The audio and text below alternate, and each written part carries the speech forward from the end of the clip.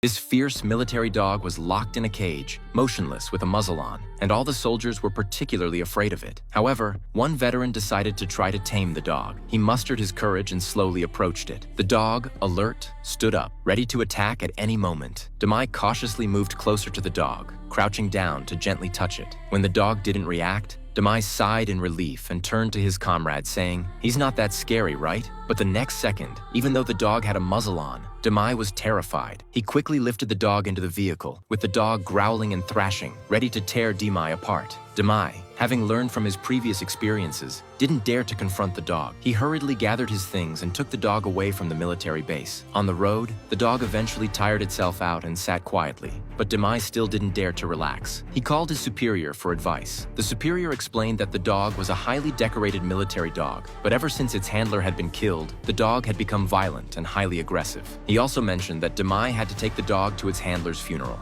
Of course, things didn't go as smoothly as expected. As soon as Demai hung up the phone, the dog started acting up again. He tried to calm it down by talking to it, but the dog wouldn't listen. It scratched wildly, and Demai, scared, quickly stopped the car. As soon as the car came to a stop, the dog quieted down. Demai, risking a bite, decided to remove the muzzle from the dog. However, when he tried to take the dog out for a walk, the dog became agitated again, resisting fiercely. Demai quickly closed the door, leaving the dog alone in the car. But when Demai was gone, the dog managed to tear apart the cage in a matter of moments. When Demai returned, he was stunned by the scene before him. The dog was furiously tearing up the seat, shredding the leather. Demai, though anxious, didn't dare open the door. If he did, the destruction would only escalate. Left with no choice, Demai came up with a plan. He put a tranquilizer into a piece of sausage and fed it to the dog. After eating it, the dog collapsed, limp, inside the car. Having subdued the dog, Demai felt somewhat smug. He drove to a small town where they parked for the night. Worried that the dog might be hungry, Demai put out some dog food in front of it. However, the tranquilizer hadn't worn off yet, and the dog couldn't even stand up to eat. It had to lie down instead. Feeling a little guilty, Demai grabbed some food and tried to coax the dog, but the dog,